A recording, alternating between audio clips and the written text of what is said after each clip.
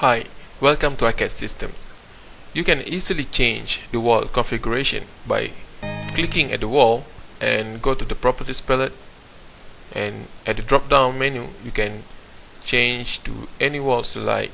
Let's say you could change to generate 12-inch and it will affect directly to the model.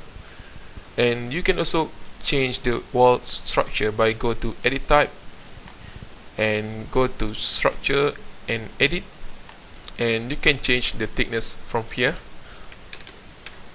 You can also add the walls structural layer by click Insert and move it up and change structure to Finish 4 and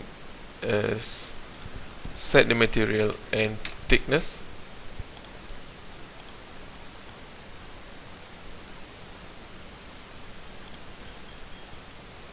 If you like our video, please subscribe our channel. Thank you for watching.